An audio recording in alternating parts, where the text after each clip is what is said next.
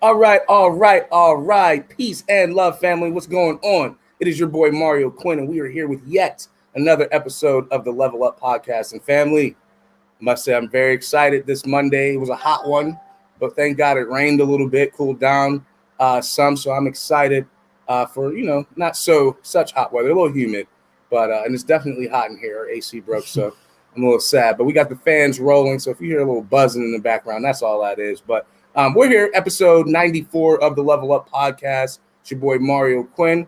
I'd like to introduce our very special guest this episode, my man Jeff Fieldhouse. How you feeling today, brother? I'm doing good, man. Thanks for having me. No problem. Thank you for being on. Thank you for being on time. Yeah. As we weren't on time as normal, but I appreciate you sticking with us and being patient and all that good stuff, man. Well, for the people out there, Jeff, I'm interested to learn more about you. But for the people listening and watching this podcast tonight who might not know what you do, man, can you just explain who you are, where you're from, and what it is that you do here in the city of Pittsburgh? Yeah, I'm born in Pittsburgh, Pennsylvania, Sure. right over in Etna. Okay. Not too far from here. And I do stand-up comedy. Cool. And I also have a podcast as well.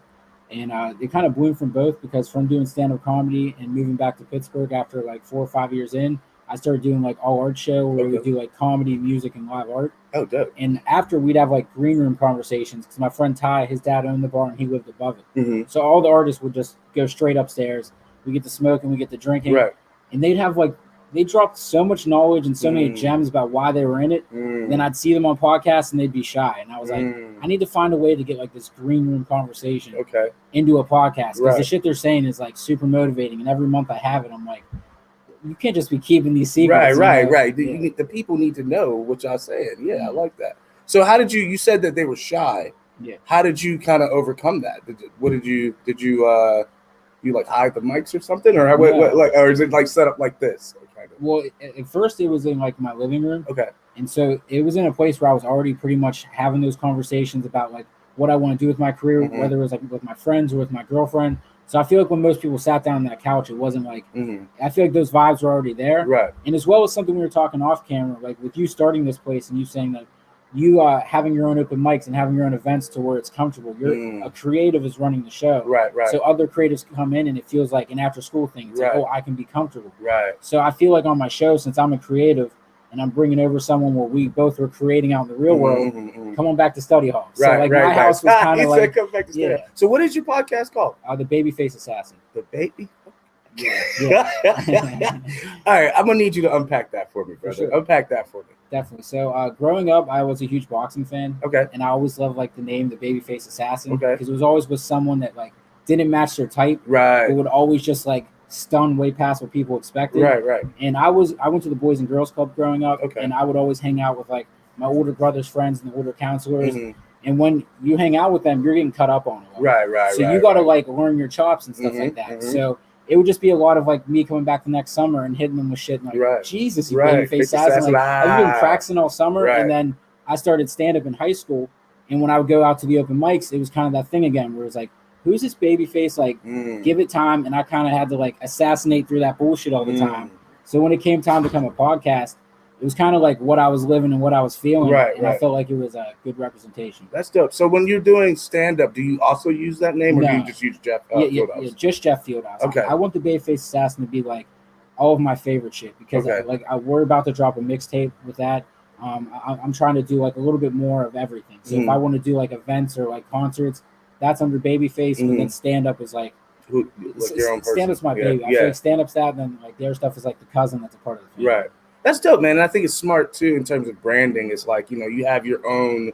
It's like, for example, Mario Quinn. That's my personal brand as an MC, as a dancer, and as an educator, right? But then Level Up is its own separate thing. Although it's my baby, right? It's its own separate beast, so to speak. So no, that's dope, man. I love that. So, talk a little bit about how you got into doing comedy. I know you mentioned like having to be able to throw your chops. I was bullied my whole life. And so the only thing that I had was roasting people. You have to. Like, I was so good at it, and I'm still good at it. Trust me. I teach my youngins. I'm like, look, this is how you roast. It's all about speed. It's all about speed and punchlines. You can't let the other person say anything. You just got to be like, boy, you looking like a, you know what I mean? So I like the speed thing too, because it doesn't even have to make sense. But if you're quick on it, where you're just like long hair, right? Like, that's normal. Long hair, looking ass. Yeah, but and then you add a looking ass in there. It's perfect, you know. Looking ass is literally the Jordan. Long hair is the Scottie Pippen. I mean, it helps it so much. Right. So yeah, talk a little bit about that journey for you, man. Just like deciding, like, yo, I really want to, you know, take comedy serious and make this a career. Well, growing up, my family always loved sports a lot, mm-hmm. and I don't know, I'm dyslexic, so when it came to like stats and like sports and shit like that, if I just don't care about something, my brain really doesn't retain that information well. But growing up, when it came to watching like comedy shows, when it came to watching like movies, I didn't know like Tom Brady's stats, but I knew like who this director's editor was in each one of his movies. Yeah. And I just loved stand-up, and from an early age, my mom would travel a lot, so we would hang out with my dad on the weekends, and he would just show us like all of his favorite stand-up comedy. And so that kind of got into like the lexicon of me being like, damn, that is like something really cool. And then watching like all the Saturday Night Lives where they would have their best of, and then there would be behind the scenes where they would say like, oh, I went to Second City, or I did stand up in New York. And I was like, oh, there's like a way to get involved. And then in Pittsburgh, I would always listen to like DVE, which was on the radio, and they would play like famous comedians bits in the middle, like on the way to school. And I just thought it was like so cool. And I had like funnies, but you're funny around your friends. Right. Doing something on stage is way different. So I would always tell my friend Lexi Warner in high school, and shout out Lexi. And one day it was like my senior year, and she's like, I signed you up for an open mic. I'm like, what the fuck? So I went, and it went well enough, but it was just one of those things where I was like, I was in high school, I did my thing, and I was like, all right, that feels good. That's great. Kind of put it on the bucket list. I did like once or twice after that, but never enough to really say like I started. Right. And then I graduated. I was going to community college. I was kind of just like not doing shit, just smoking, hanging out with my friends. And I saw that like I wasn't going to go to open mics around here. I was happy being the funny guy around there. So I saw a chance to go to film school in Florida, and I had no opportunities. I would always make skits. So I was like, all right, well, this will ease the parents on what the hell are you doing. And this will also give me a tool belt to like, maybe if I want to do a podcast, maybe if I want to do this stuff. So I went to Florida. I was instantly by myself, super depressed, and I would listen to podcasts, and they'd be like, that's when I started stand-up, or that's when I started my thing. So I just started stand-up down there, and that's where like Orlando, Florida. And my first open mic down there, I was bombing so hard, and I ended it where I was like, I guess I'm just going to go kill myself, just as a joke. And this guy turns around from his bar stool and goes, you definitely should. And then turns back around, and I'm just like, I just got to walk back to my car and said, after you deal with that, I feel like that's how you know you love something. It's like an abusive relationship. You're like, but tomorrow night when I make dinner, you're gonna like it. I can get better. So then I kept doing that, and I would make music videos for rappers, and I was nervous to get booked on shows. So I'd be like, hey, let's put together an all arts show. I'll be the host. So doing a bunch of those got me comfortable on the mic and stuff like that. You don't have to do it. They're not expecting a set out of you. Right. But you can practice in between. So from doing that, I kind of like got a nice 5 to 10 minutes together, and I decided to move back to Pittsburgh. And once I did, I just started the scene here. And my friend Ty Denzuzo, who does music, he's the one with the bar, and we were able to put together a monthly show, and that's how I got to meet more people. So ever since then, it's kind of just been a more cool. So do you know, like, are you like in the comedy scene? Like, do you know people like Ian Insect? Yeah. And, like, do you know Blair Grills? Do you know her? Yeah, she works here. She teaches tech dance. That's cool. Man, because I know, and then like Dave Bracey, people like that who are really funny. I feel like Pittsburgh has a kind of like really cool like comic scene, I would say. So that's dope, man. So one thing you said that like stood out to me was like, if I'm not interested in something, it's really hard for me to retain. It's me so much. Man. I'm like, dude, like and I hate it because I do it like in public. You know what I mean? Where I'm like, people will be talking to me, and I'm like. And my wife catches me doing this all the time. Like, I'm like talking to somebody and they're saying some shit that I don't care. And I'm just like, la, la, la, la. And I just like, but if you're like talking about like dancing or like rap or something that I'm like really interested in, I'm like all in it, you know, but I just thought that was funny.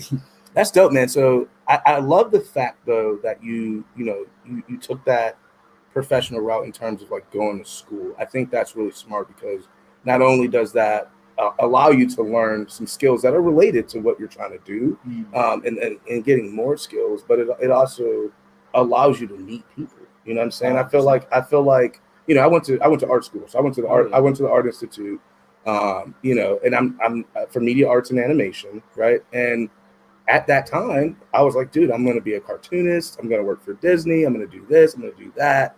And then, you know, I always liked dancing and stuff like that. But I never thought of it as a career. It was just like a hobby. Yeah. And then, like, I ended up starting a hip hop dance club there at the Art Institute. And, like, I started teaching people, met this shorty, kind of dating, kind of.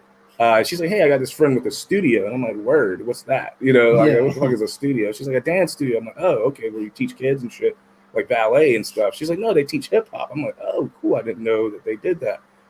And kind of got my way into there, and then the rest was history. You know what I'm saying? So it's like, it's interesting how, like, you know, what you go to school for can kind of set you up for what you're going to really be doing. You know, kind of prepare you for that. Because, like, I still use those skills. It's like communication skills. It's like, you know, I work with graphic designers. I work with media people. So I understand that language. I understand, you know, color theory and what branding is. You know what I mean? How to set a composition up and stuff like that, you know. So those things help. So that's really dope, man. So who would you say inspires you the most, man? Like in terms of, like, in the world of comedians? Who's like your top 5? You guys got top 5s? You do that like hip hop artists do? Definitely. Like top 5? I mean, you have them, but it usually ends with, like, you weren't born when I was born. Like, it always goes to, like, your favorites. Right. Growing up, me and my friend Tim McLean, we loved the Bernie Mac show. Okay. Bernie Mac's the man. He was the man. Rest in peace. And his show was so fucking funny, dude. Yeah. And we would, for my birthday, he got me season 1, and it was just like 6 episodes. It was a DVD. I was like, I don't have a DVD, but I just like having it in my room. Right. So Bernie Mac at an early age, just because, like, his style and his essence for being, like, so serious, but then so goofy. Right. On, like, a switch of a hat. Rodney Dangerfield was someone, like, my dad would always show me Back to School, like Easy Money, just like, his style is just so, like I don't know. I like writers, you know, and that's where, like, you have to have Dave Attell. I don't know if you know who that is. I've heard of Dave. But he's like an OG writer, right? Like, if you're paying to go see a Dave Attell show for an hour, you're getting 100 jokes. You're getting a joke a minute, and that's just, like, I like that type of humor. And then more recent is Mark Norman. I don't know who that is. He's a really dope comic, like, probably one of the best and, like, hardest working. Okay. This past year, he filmed a special, put on YouTube, bet on himself. He's at 6.5 million views right now. Like, wow, he's really starting to blow up. But he's another one of those guys where every day he tweets a new joke, and he just like does a batting range where some of them miss, but every day he's tweeting a new joke. And then you'll see his Instagram. He does a live show, 5-minute bit, and just seeing someone like him, where I'm like, why am I taking swings all the time? Like, why am I just writing those in my phone? Just like seeing those, and then. Gotta do the last one. It's so hard to pick, like, the last comic. I'm not even gonna do it. This you, baby. He's like, I inspire myself. Other people. I don't know, dude.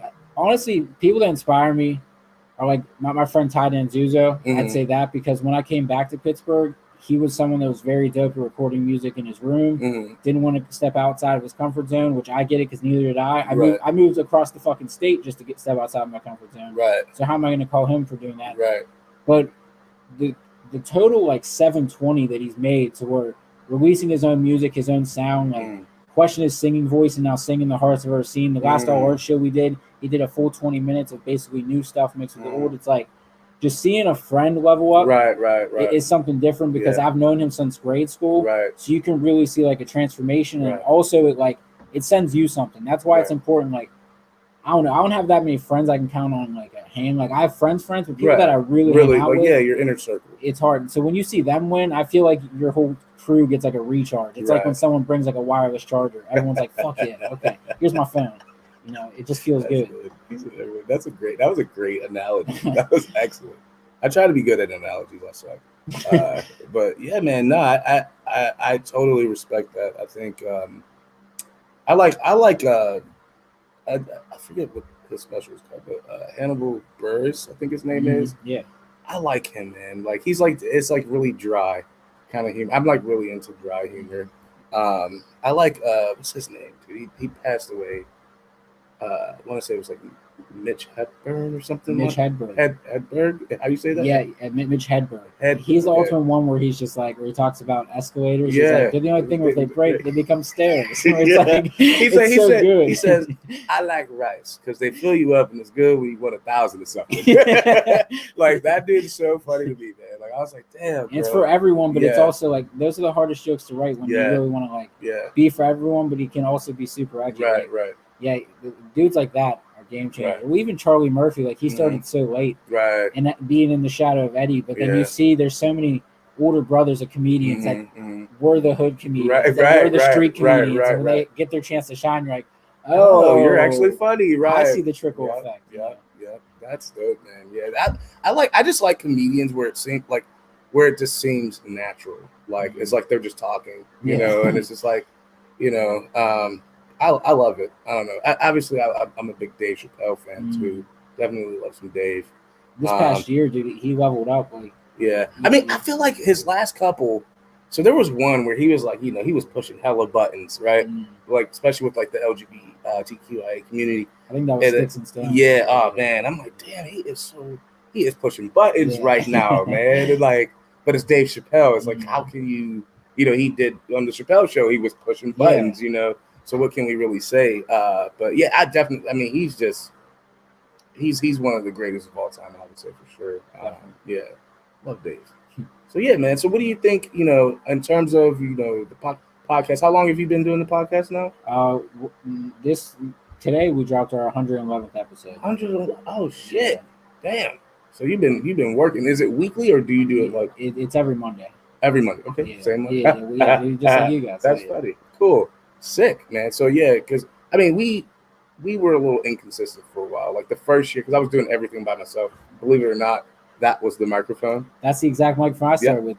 It was just me and the person, just like, yeah, brother, all close to each other. Shit, no headphones, nothing. Just a MacBook and that shit in GarageBand. It was great. It's great. It's all you need to start though. Yeah, man. But it's crazy because my one homie, Mike Gogno, he was like, yo.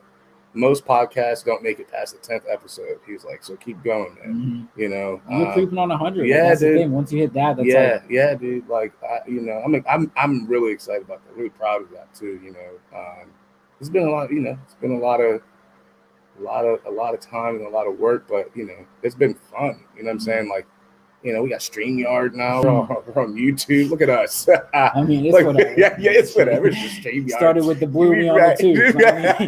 Started from the bottom, now we're here. He said cool. Started with the blue me on the tube. Talking about, you're funny. So what, in terms of like, you know, I won't say long term, but I mean, I guess 5 years is long term. Like, what would you like to see in terms of like, one, your podcast, but two, like the comedy scene here in Pittsburgh, because I think, like I said, I think it's really dope. I'm not super privy, right? But you know, just from your perspective, what would you like to see in the next 5 years? You know, with the podcast first, I think recently I teamed up with Wavy Studios. Okay. The owner really liked the podcast, and I film it out of my place. But whenever I have more people on, I like to just have like more of a space. Okay. So he has a few different studios that he's let me use, which is really dope. And like I do live music breaks. Okay. So there I can record it. But from going to his spot, and I love it so much, I'm definitely continue to do it. It just made me instantly start putting paycheck money aside where I was like, I need to get my studio, because the dream setup is just have a little stage in the corner I can build. So when I have a live guest, I can have bands come and preview it. I can have a legit where you want to make the podcast yours. Like, even with these curtains, you have things where podcasts, even like, I feel like episode 100, I feel like a baby. I'm like, give me all these fucking Pampers. I know what I like to wear.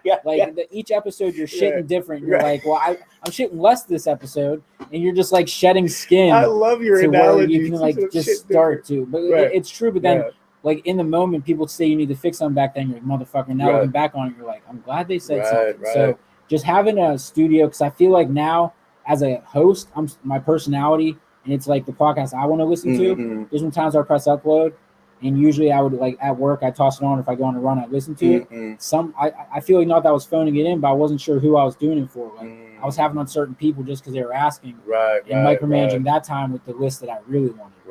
So once I learned how to switch that and just be able to like speak for myself and realize that you're not an asshole for saying no. True. As an artist, I feel like if I say no, people are going to go down to Lawrenceville and be like, Jeff Fieldhouse is that asshole that said no.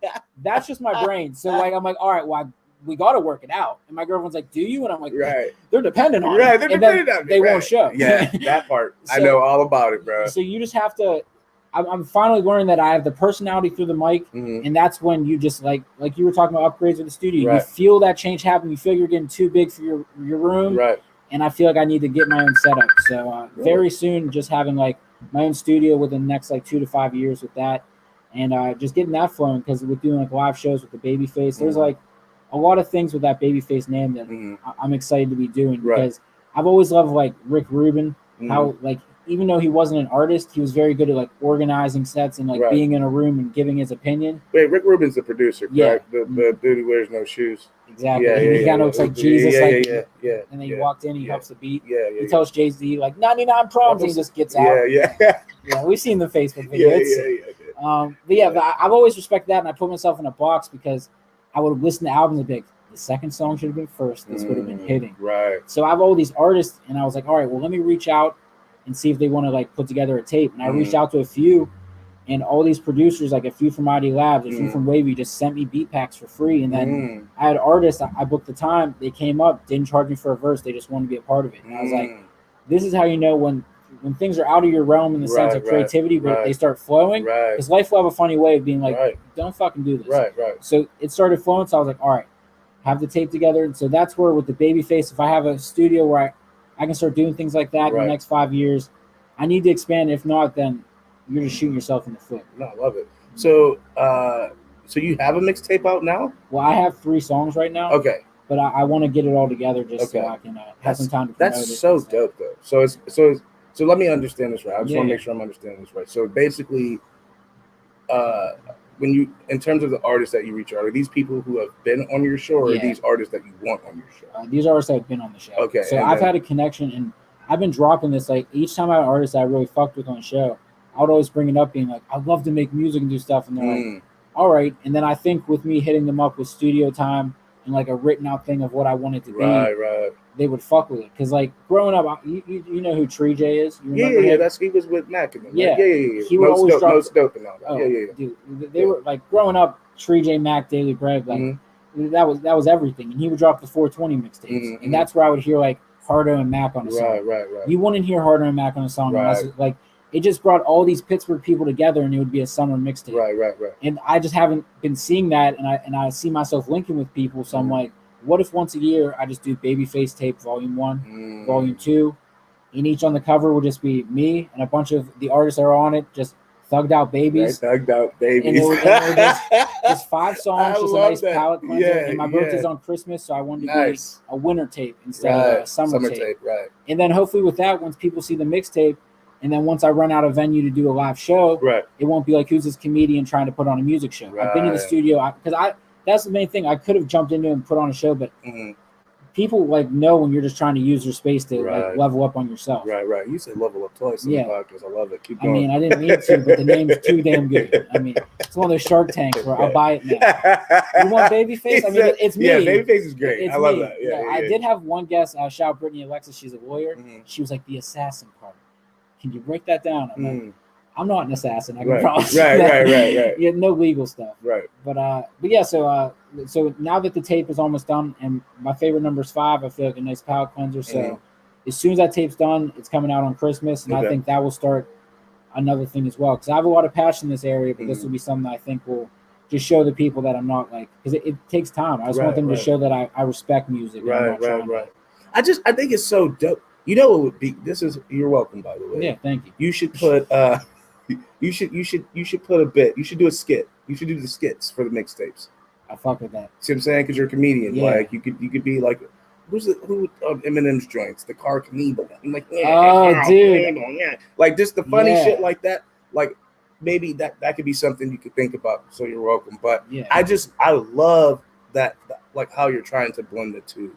You know what I mean? Because at the end of the day, it's all performance, right?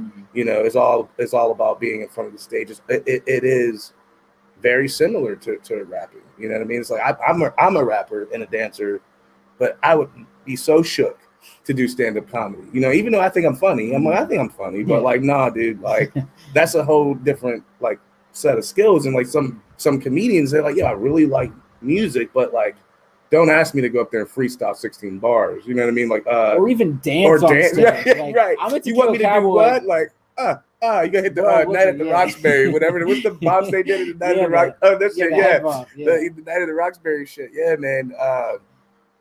I love it, man. I think it's really dope what you're doing, and there's so much potential for that. Like, obviously, you got potential for merch. You're probably already doing that. You know, and it's inspiring to me because it's like, and being someone who does a podcast, who is a dance teacher, who is a rapper himself, like I've always like, you know, I'm always hard on myself about trying to like make everything work. You know what I mean? But like, I also like realize that it's not a fucking sprint. Like I can take my time and just because I like with this, I just let it build on its own, and then eventually it built on its own. I didn't really like say, oh, okay, I gotta get these mics with these. Somebody hit me up like, yo, bro, stop holding your mics. Get some mic stands. I'm like, oh, okay. So then I got regular mic stands, and then I think I saw these on some podcast, and I'm like, yo, they got tabletop mic stands. I didn't even know that was a thing, you know. And then I googled it on Amazon or whatever. Fuck, got them, and then we bought them. You know what I mean? And then I was like, and then we like literally, I want to say a month ago, we didn't even have these things.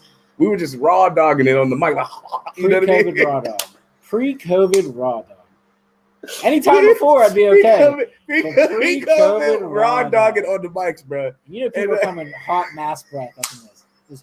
He said hot mass a week. Oh shit! It's great to be here. Yeah, like just spitting all over the mic.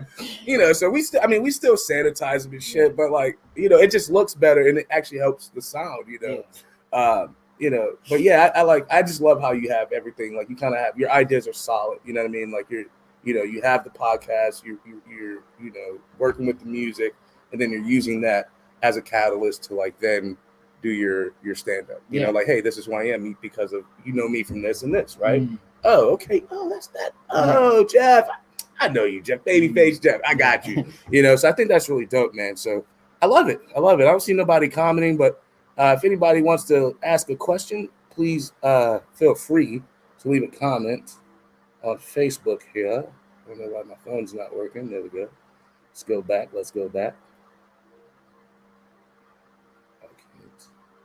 All right, phone's just not working. I'm just gonna let it live. Let it live. All right, so I want to get to my fun question. And a lot of people get really confused when I say this because they're like, what the fuck does that mean? But what would you say, Jeff, is your number one no-no? Ooh. See, you a real one because you know what no. Some people don't know what no-no means. They're like, what do you mean? It's usually the people like no. Like, their body already. Yeah, they go like this. Yeah.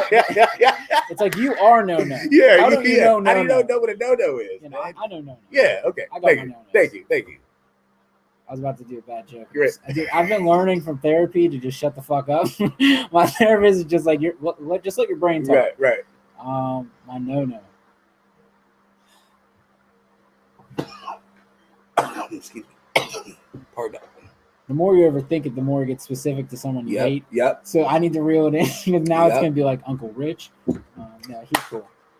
He said Uncle Rich. I hate when people project. I see a lot with like older people or just other friends to where they have an idea of what I guess you are or what they expect out of you. And they'll just project like this whole like anxiety storm on you. And then you got to dig your way out of the projection just to have a real conversation. Right.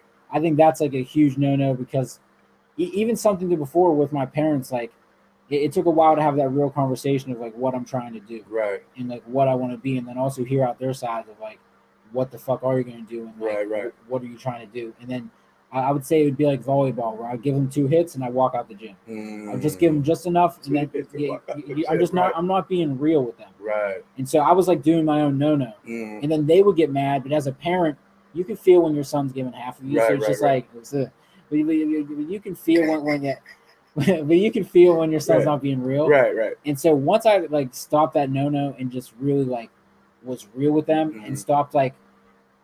I wouldn't answer questions because I was projecting what they were already thinking. And then once I was just real, it like broke through and they're like, oh, and they're having human conversations. So it's like, just be real and expect that from someone, and don't be afraid that if they're doing something, be like, hey, I don't like that. Like, that's not true. Right. You just, it might be awkward in that moment. Right. And some people are like, I don't want to make it awkward, but it is awkward. It is. So just even out that awkwardness. Right. So yeah, just be a little bit more honest and just real with the people that you've probably been tiptoeing around. Because it will just either make that relationship better, or just sail that ship that should have just been fucking sailed. Right. Absolutely. No, excuse me, burping and shit. No, I commend you, man, because I think that so I'm gonna give you two things. One, I have a friend, so especially like your homies. It's like so hard to like just be honest with your homie. And then I'm gonna go to the family thing. Yeah. But like I was telling my friend, I'm like, yo, why do we feel so uncomfortable being honest with each other? Like, bro, if I'm like, dog, I'm not trying to chill. Yeah. Like my bro hit me up last night. He was blowing me up because of the Floyd Mayweather fight, and I'm like, bro, it's Sunday, it's 11. I'm with the family. I hung up the phone on you. Yeah, I did. And I don't feel bad because I'm with my family, you know? But he was talking about somebody that he had an issue with. And I'm like, what? Be honest. It's okay to be like, hey, bro, I don't like that. But hey, bro, I think we should do it this way. Or hey, bro, what you did yesterday or said the other day really rubbed me the wrong way. Yeah. That's cool. Like, or saying no. Yeah. Like I give people rides sometimes, right? I got a homie who's like, yeah, you trying to take me all the way out to where the fuck was it? As far as fucking Harmerville. Harmerville. And I'm like, that's where your hotel is at? I'm like, nah, fam. Nah. And I don't feel bad. Like, it's like, I'm not gonna do it. But let's take it back to the family thing. I think, our family members, the people we really love and care about the most, and whose opinions we care about the most, we tend to allow them to project on us, right? We're like, we can't, and I listen to a lot of Gary Vee. I don't know if you know who Gary Vee is, but he's the man to me. I love him. Listen, dude. Stop it. The face was on fucking point. He came through me. That wasn't even me.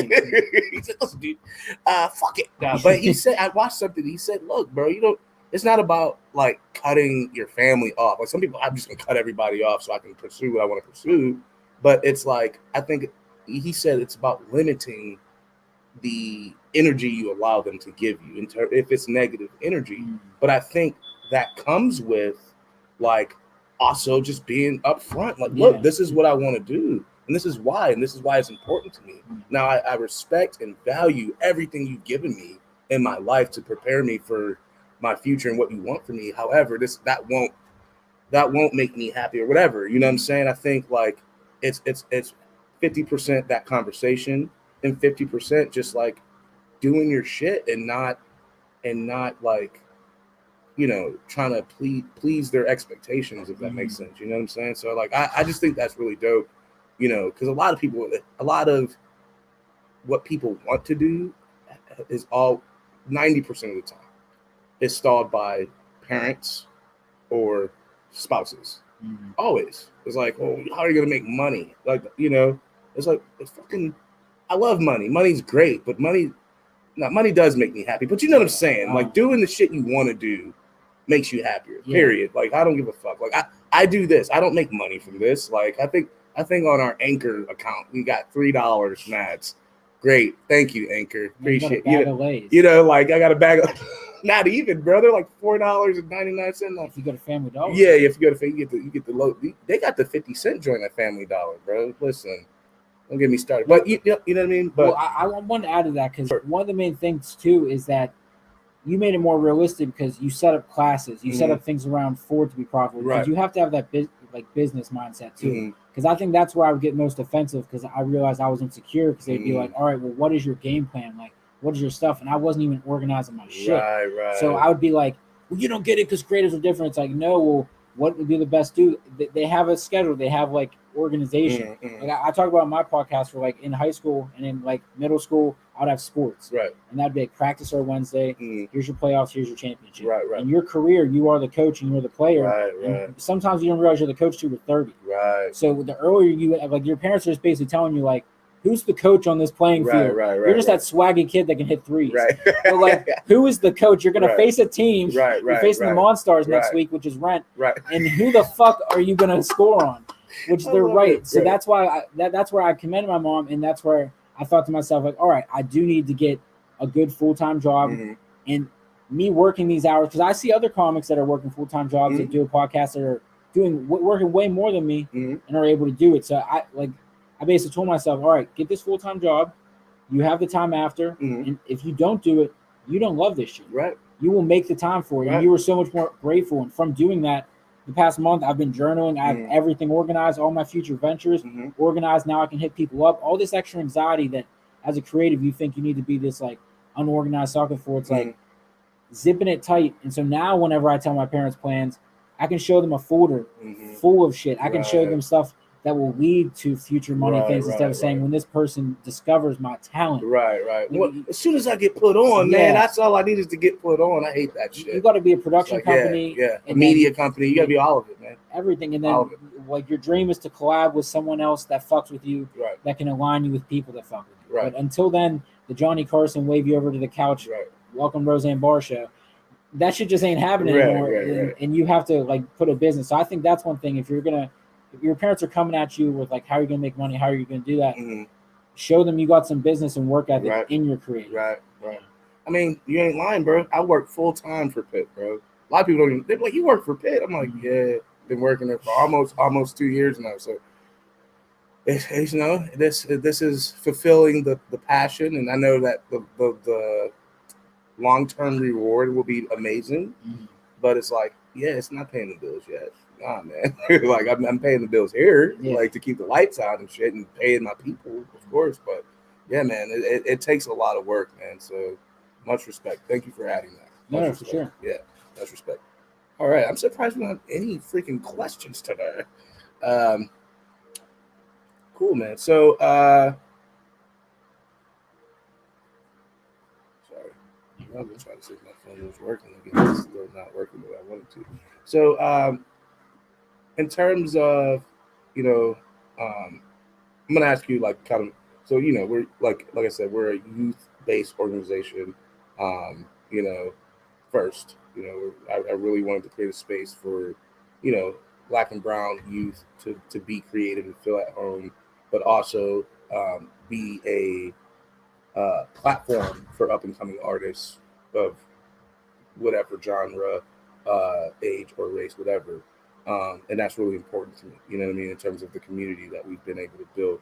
And so that's why I bring, you know, people like you on who kind of represent what it is I'm trying to help people achieve, if that makes sense. And so, you know, we always, you know, in this bit, as we're winding down, you know, I always ask my guests, like, you know, if there was a younger person out there, maybe imagine a younger you even, you know, watching or listening to this podcast who might want to get into comedy or might want to get into curating mixtapes or you know, they're thinking about going into film school or, you know, whatever. They're just hitting roadblocks or they're having trouble or they're, you know, anxious and just don't have it all together. You know, what advice would you give to that young person?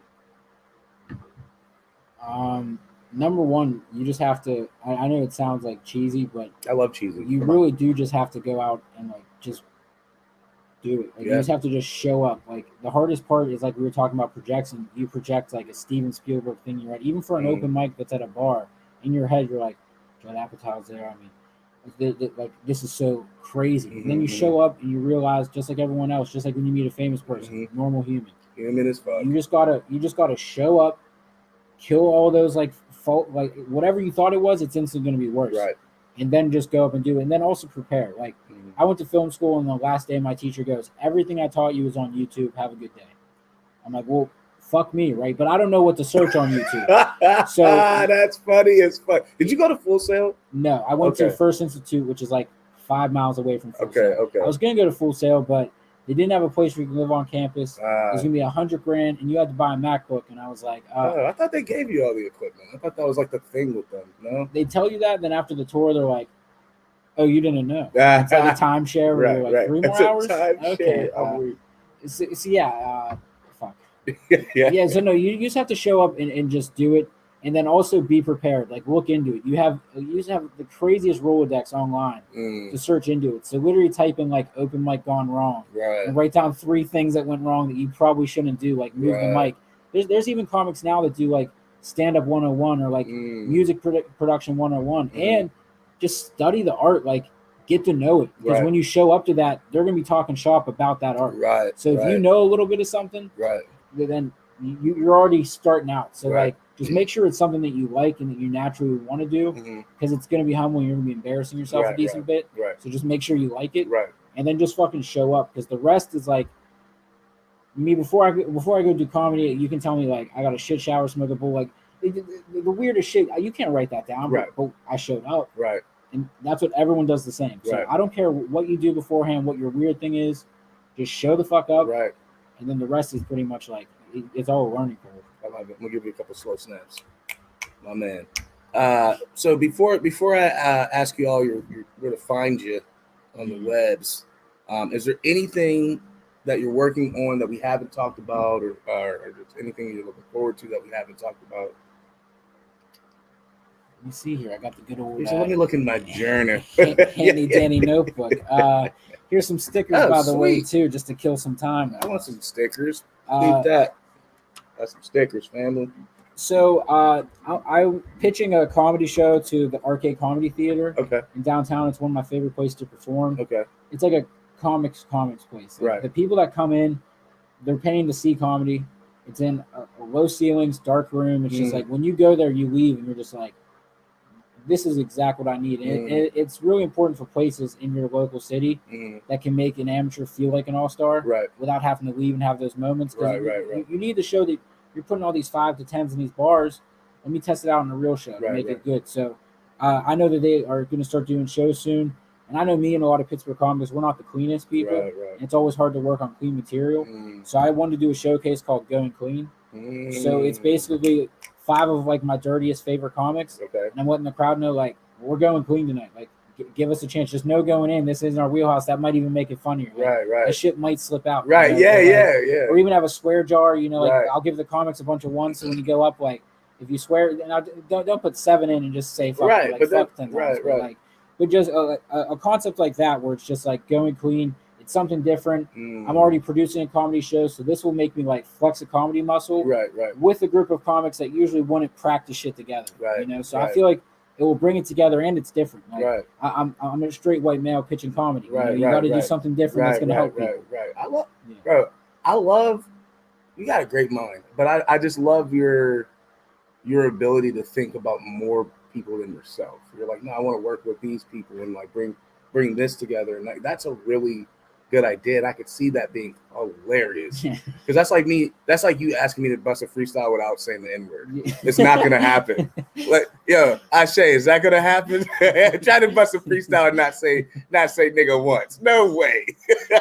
It's not gonna happen. So that's dope. I think that part makes it even funnier. Not just the name. Like, damn, you got some good names, man. You got the brand. You got the branding muscle down for sure. Dope. Hell yeah. Couple slow snaps.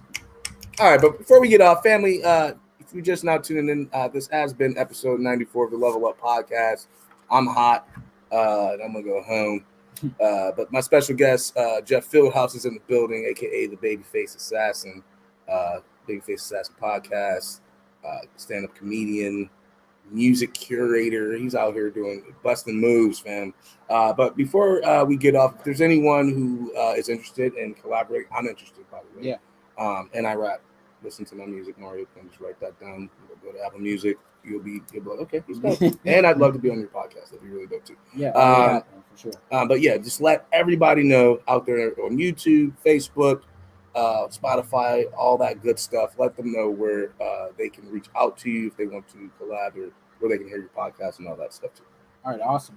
For stand-up and all that jazz, Jeff _Fieldhouse, JEFF _FIELDHOUSE. My dyslexic homies, I got you. Also, at Babyface Assassin Podcast on Spotify, Apple, YouTube, pretty much everywhere. Babyface is all one word. It's not spelled wrong. You're wrong. I've heard a couple people. It's fine. It's all good. But yeah, search that if you want to be on the podcast. Either follow the podcast or at Babyface Assassin Podcast at Gmail. Make sure to hit me up. I was working with my girlfriend, Danielle Bernick, but she got a full-time job, her dream job. So it's like, that was about 50 episodes ago. Nice. So the bird's out of the hatch, and that's why I need to get a notebook. When you're doing things by yourself, you get screwed up. So if you want to reach out, I'm always down to talk to creatives, just like today. Perfect example, we just met, but it's always cool when you can have that tennis effect. It's like back and forth. If this is out in time, on the 18th of this month, I'll be at the Voodoo Brewery. The 19th, it's our all art show where we're going to have comedy, music, and live art. The 26th, I'm at the Contra Theater over in Cranberry. It's my first time. That place is sick. And the 27th, I'm at the Jackalope Bar and Grill, because why the hell not? And, so that's all. That's Dope, man. He came so prepared. He got his fucking show dates and shit going on. That's dope, man. I love it. This is my first podcast where I did. I'm usually like, right. They don't edit it, and I was like, fuck. Oh yeah, this is pure natural. This is pure, dude. It took forever for me to get comfortable with this, though. Like, it took at least 20 something episodes for me to be like, all right, let's just go live. Let's just do it. Because I'd be so nervous, and I used to edit the shit out of it. Now it's just like whatever said is said. Unless it's something crazy, then I'll try to edit it out. But on live, once it's live, you can't edit shit. You just either you delete it, or even that somebody could screen recorded that shit. You're fucked. You always see some random person with a NASCAR picture. Right. Like, I have the leaked live, and it's like, who are you? You're right. NASCAR picture. It'd be the same dude. No, I'm joking. But anywho, family, this has been episode 94 of the Level Up Podcast. I want to say thank you again, Jeff, for joining. Definitely, you're very inspiring, man. Likewise. And so I like everything that you're doing. But yeah, family, if you want to get in touch with your boy, or if you'd like to be on the podcast, you can reach out to me at The Mind of Quinn on all social medias. Also, please check out the EP, The Year of Influence. Just type in Mario Quinn on any streaming platform, and that'll come up. Also, follow Level Up PGH. And of course, as you all know, we are raising funds for our new space, the Level Up Apex. So you can check us out at leveluppgh.com/ApexPGH. That'll take you directly to our GoFundMe. It'll have a little nice video of me explaining what the Apex is. I'm inside the Apex actually doing the video, so check that out. It's pretty cool. But yeah, family, we love you. We appreciate you. This has been episode 94. It's your boy Mario Quinn, Jeff Fieldhouse, and we out. And where's Ivan? So we're just going to awkwardly fold some paper here. And so Ivan comes back. Ivan. See, this is why he's going to get fired, I'm like, bro, you supposed to be here to turn the damn. I do like the Silent Bob. Huh? The Silent Bob style, where he doesn't say a lot. Yeah. Silent Bob. Yeah. He does. But you can understand him. Yeah. I don't know him well, but I was like, I get what you're saying. He's 17. That's what it is. He's like, That's the thing, dude. I can feel bad, but I look back at high school me and I'm just like, where was the kick in the ass when I needed it? So That's true, man. I was a little more fiery though when I was younger. I wasn't as I'm like more chill. I was a firecracker as a teenager, man. All over the place, man. Impressionable too. Fuck. They wanted to reel it in. Yeah, they're like, bro, eat this super spicy pepper. I'm like, fuck it. Like, so you were the Steve-O of your group. Dude, I did everything. I was the one to get in trouble for everything too.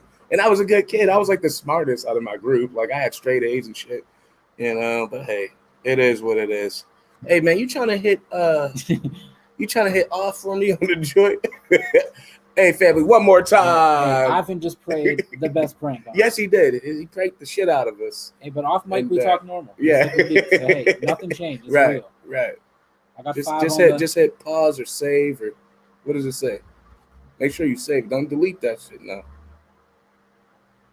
Hey man, you too smooth for technology. So thanks a lot, Ive. Come on, man, we're done. You're not here to turn the damn. You said I could have texted you. Did you just say? No, y'all finished that fast. No, it's been 40